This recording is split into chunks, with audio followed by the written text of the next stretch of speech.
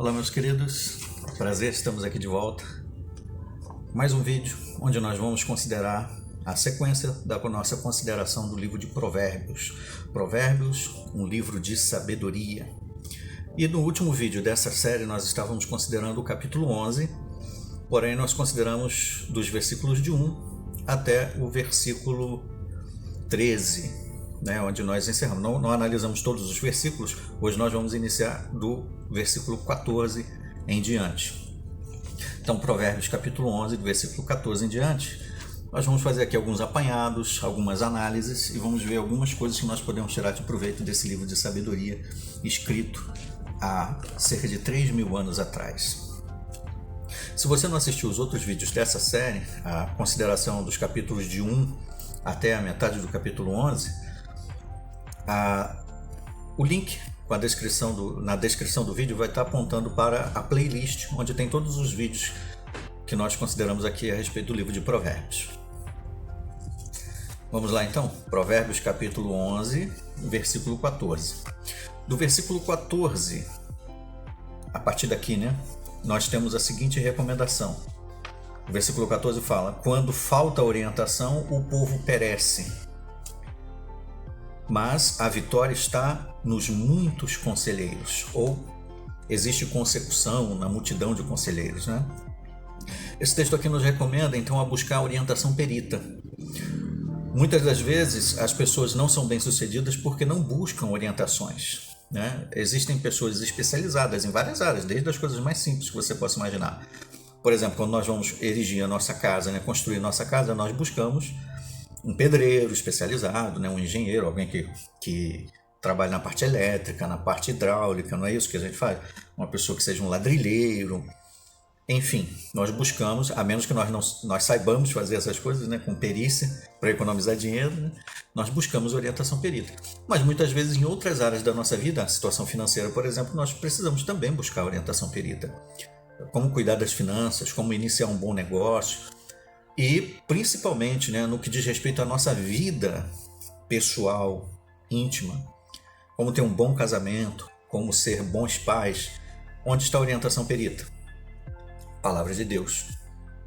As pessoas que tentam viver a vida de orelhada, por conta própria, usando a sua própria sabedoria, achando que tem a sabedoria suficiente para dirigir os seus próprios passos, geralmente se conduz à frustração. Diz muito bem em Jeremias 10, versículo 23, Não é do homem que anda o dirigir o seu passo. Ou seja, não cabe ao homem dirigir o seu próprio passo. Nós precisamos da orientação perita. O Criador que nos deu o manual da vida. E, sendo assim, nós poderemos ter vitória, Porque temos o melhor conselheiro de todos, que é o autor das Escrituras Sagradas. Temos os escritores da Bíblia que foram orientados pelo Espírito Santo, o exemplo perfeito de Jesus citado nos Evangelhos. Então toda essa orientação perita nos ajuda a alcançar o sucesso, sermos bem-sucedidos em nossas vidas. O versículo 18 traz aqui um alerta que fala o seguinte: o ímpio adquire um proveito falso, ou talvez recursos financeiros que são ilusórios. E não é isso exatamente o que acontece? A riqueza no mundo em geral das pessoas que são desonestas, que fraudam, os fraudadores, não é incomum a gente ver na televisão, Políticos, por exemplo, que às vezes acumulam fortunas por fraudes do governo. Quando são descobertos, o que acontece? Vão para a prisão, seus bens são apreendidos. E quando isso não acontece, principalmente aqueles que vivem no mundo do crime, criminosos, eles precisam viver escondidos, vivem com os dias contados, não sabem como será o dia de amanhã, não tem descanso, tem muito dinheiro, tem muita riqueza, muitos bens materiais, mas é uma ilusão, não consegue descansar a sua cabeça. Diferente disso, a Bíblia diz aqui no versículo 18 mesmo: mas o que semeia a justiça colhe uma recompensa verdadeira, a fidelidade conduz à vida, diz o versículo 19. Então, a pessoa que é honesta, que trabalha para conseguir os seus recursos dentro do que é correto, politicamente correto, certo, Principalmente que está de acordo, que não está violando aquilo que a Bíblia ensina como um proceder correto, cristão, essas pessoas têm um sono tranquilo, podem deitar sua cabecinha no travesseiro e dormir tranquilamente. Não que seja errado a pessoa trabalhar e adquirir muitos bens. O problema não está nisso, né? Como diz lá em 1 Timóteo capítulo 6, versículo 8 em diante, o problema está no amor ao dinheiro, aos bens materiais, o amor mal direcionado, a pessoa que se empenha avidamente, que coloca as coisas, os interesses de Deus em segundo lugar, em busca dos bens materiais, essa pessoa se transpassa com muitas dores, diz 1 Timóteo 6, versículos do 8 em diante. Então, uma pessoa honesta, tranquila, autossuficiente, geralmente vive uma vida mais pacífica, mais tranquila, mais feliz. O versículo 18 e 19, inclusive, ainda fala um pouquinho a respeito daqueles que buscam os bens materiais de uma forma desonestas. Aparentemente, eles são bem-sucedidos. Não é incomum a gente ver isso e talvez até nós mesmos fiquemos, em alguns momentos, nos perguntando, né? Será que vale a pena ser honesto? A gente vê um monte de gente se dando bem, consegue fazer provas, né? Fraudando, colando, outros conseguem carreiras bem-sucedidas, contrapassas, e parecem ser muito bem-sucedidos, né? Tem bens, mas tem carro, casa, piscina, tudo de bom e do melhor. E aí a gente fica se perguntando, né? Será que vale a pena ser honesto? Vale a pena obedecer o que a Bíblia ensina? Se você já sentiu isso, não pense que você talvez está cometendo um grande pecado, né? Imperdoável. Lá no passado, servos de Deus do passado também sentiram essa frustração. A gente lembra logo do Salmo 73, né? Talvez você tenha lembrado quando a gente falou disso, que fala de Asaf. Asaf começou a sentir inveja das pessoas iníquas, daqueles que não praticavam a vontade de Deus nas suas vidas, eram desonestas. Lá no versículo 3 ele fala que ele começou a sentir inveja deles, porque aí no 4 ele diz, né, que eles tinham sua barriga gorda, ou seja, tinha muito alimento, parecia ter uma vida feliz, tranquila, inconsequente, precisa se preocupar em obedecer regras. Parece que tudo dá certo. Aí no versículo 3 ele pergunta, será que obedecer a Deus é em vão? Será que vale a pena? Aí o versículo 17 diz que ele entrou no santuário de Deus, lá talvez no tabernáculo, no templo, para discernir o futuro deles. E aí uma meditação tranquila e sagaz, né? E com inteligência e sabedoria, fez Asaf perceber que o futuro deles era como se estivessem pisando num terreno escorregadio. Ou seja, hoje eles parecem estar bem. E não é uma felicidade genuína, tranquila, é uma felicidade momentânea. O futuro deles é incerto. No versículo 21 ele diz que o coração deles chegou até a se azedar. E no 28 ele reconhece que chegar-se a Deus é que é bom para ele. É a melhor coisa que ele podia fazer, se achegar a Deus, para evitar esses pensamentos que poderiam conduzi-lo a talvez a imitar o proceder dos que não obedecem a Deus. Uma meditação interessante. Se você ainda não leu o Salmo 73, leia. É uma sugestão para ver como os sentimentos de Asaf são muito parecidos com o que nós temos às vezes. O versículo 19, então, fala que a pessoa que é fiel é firme pela justiça e isso a conduz à vida. O versículo 22 traz aqui um símile, que é uma figura de linguagem muito interessante, né, onde compara uma coisa com outra, mesmo que sejam coisas que não tem nada a ver diretamente, né? Mas nos diz assim, ó: como um brinco de ouro no focinho de um porco, assim é a mulher formosa, mas que se aparta da discrição, ou a mulher que não tem discernimento, ou a mulher estúpida. No passado não era incomum, hoje também, né? As pessoas usarem seus artefatos de enfeites, né? Brincos, argolinhas de narina, né? Até mulheres usavam pulseirinhas nos tornozelos. Mas aqui o sábio compara uma mulher que não tem discernimento, que naturalmente não se aplica só à mulher, também se aplica ao homem. Não adianta ter beleza, não adianta ela ter riqueza, não adianta ter muitos bens materiais, se lhe falta o principal, as qualidades espirituais, os frutos do Espírito citado lá em Gálatas 5, 22 e 23, né? Amor, bondade, longanimidade, alegria, paz, perseverança. Essas qualidades que são agradáveis ao Criador são muito mais valiosas do que beleza física.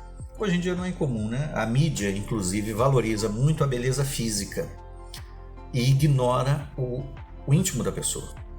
Jovens, inclusive, né?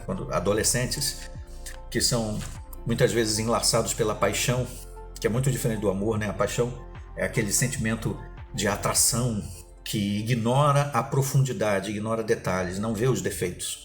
Só vê aquela beleza, aquela coisa que a pessoa fica enlouquecida e ela não enxerga mais nada, a não ser o objeto do desejo dela, da sua paixão. Então, a Bíblia, quando coloca aqui a argola de ouro no focinho de porco, né, é justamente para mostrar que isso não tem valor nenhum.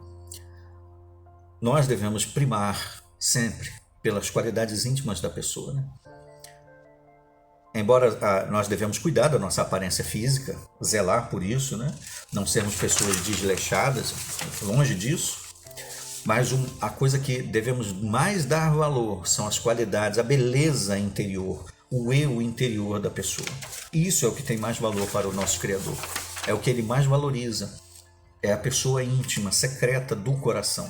Inclusive, isso nos lembra que a palavra de 1 de Pedro capítulo 3, que é um conselho para as mulheres cristãs, que deve ser para nós também, ó.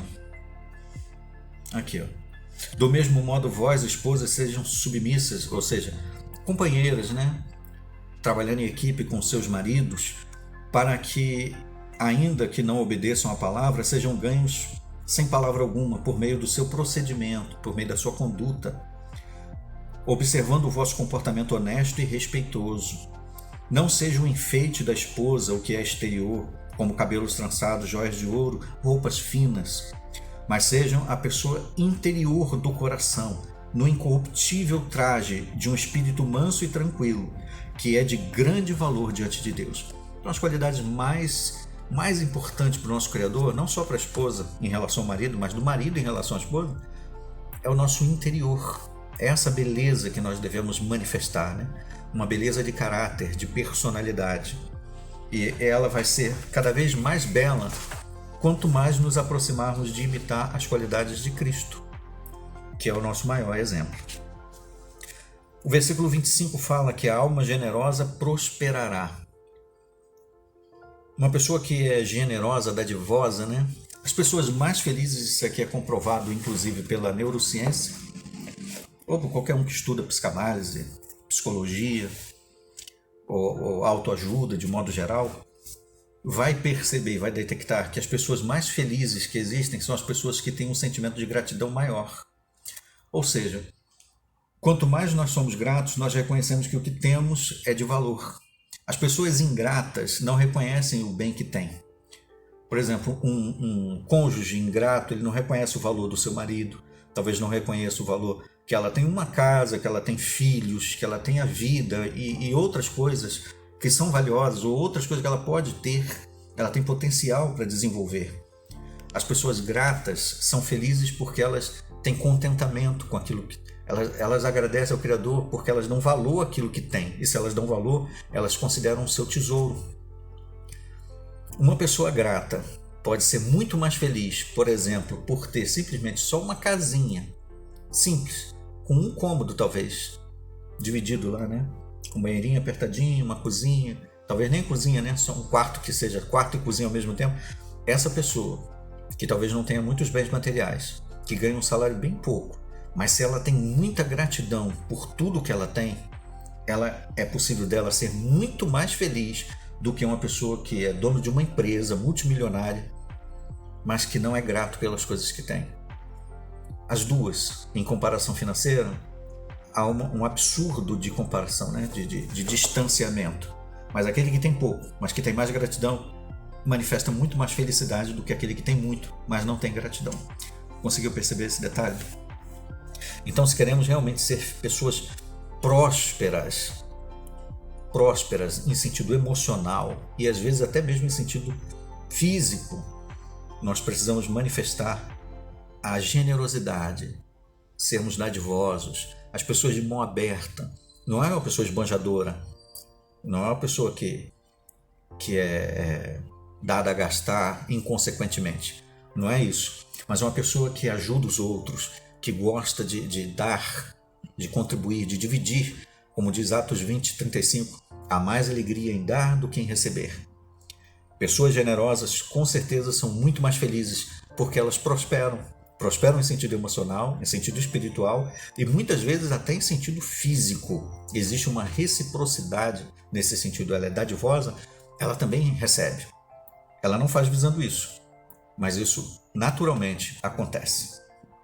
Ao contrário disso tudo, ao que retém o trigo, a pessoa mesquinha, ao contrário do generoso, o povo amaldiçoa. Ninguém gosta de pessoa mesquinha, sovina, que só gosta do venha a nós e o vosso reino nada. Pessoas que não dividem, que só querem para ele. Às vezes chega lá, né, alguém oferece bolo com alguns pedaços, a pessoa mesquinha pega a maior quantidade e não divide com os outros. Olho grande, egoísta, só pensa nele, ou pensa mais nele do que nos outros. Essa pessoa ninguém quer ter por perto. Ninguém se preocupa em chamar ele para uma festinha, para uma recreação, para um passeio, porque é uma pessoa que ninguém quer perto dela. Querem distância. Então o povo amaldiçoa pessoas assim. Ao contrário de que pessoas generosas são queridas. Não porque as pessoas querem explorá-la, mas porque ela é agradável. Entendeu a diferença? Então são pequenos conselhos, né, ditos sucintos, mas com profundidade de sabedoria, de entendimento e de praticidade para a nossa vida diária. Não se aplicava só lá nos dias de Salomão, quando escreveu, se aplicam, são verdades eternas, né? Esses princípios aqui, eles não têm fim. A pessoa generosa prospera, né? A mulher que é estúpida é como a argola, a mulher que tem beleza, mas é estúpida no íntimo, não tem boas qualidades, é assim como uma argola de ouro no focinho de porco. Esse princípio não tem fim. Então esses princípios bíblicos são eternos, são válidos para todos nós, para compartilhar com outros. Então foi um prazer compartilhar agora o finalzinho do capítulo 11. Aguardemos então o próximo vídeo dessa série, onde nós vamos começar a considerar o capítulo 12 do livro de Provérbios, um livro de sabedoria. Foi um prazer. Até os próximos vídeos.